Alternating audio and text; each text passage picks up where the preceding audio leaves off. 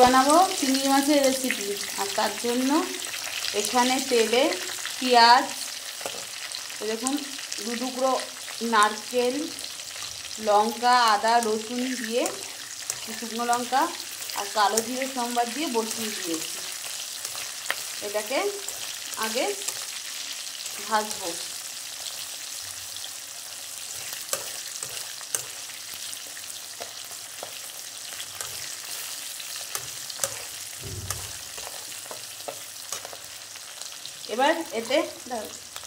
এবার এতে চিংড়ি মাছগুলো দিয়ে দিলাম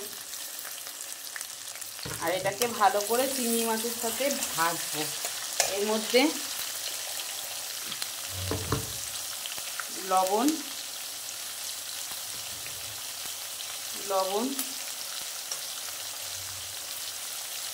একটু হলুদ,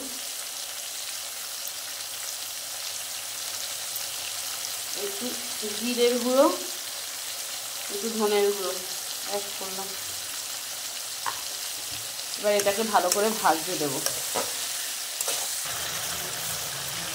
ভাজাটা হয়েছে দেখেছেন।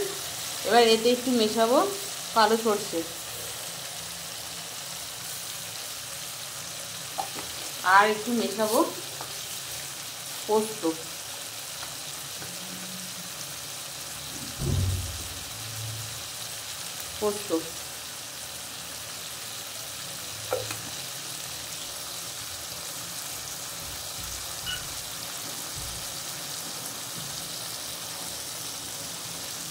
আর আমার কাছে টমেটো নেই, তাই একটু টমেটো সস মেশালাম।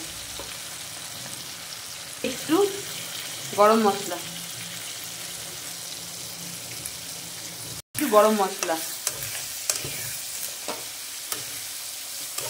এবার এটাকে খুব ভালো করে ভাজবো। এবার দেখুন এই যে ভাজা হয়ে গেছে, আমার কিন্তু ভাজা হয়ে গেছে। এবার এটাকে আমি মিক্সির জারের মধ্যে নিয়ে বেটে ফেলবো। এই যে দেখুন বাটা হয়ে গেছে, আমার বাটা রেডি। এবার গরম ভাত নিয়ে বসে পড়লেই হয়ে গেছে।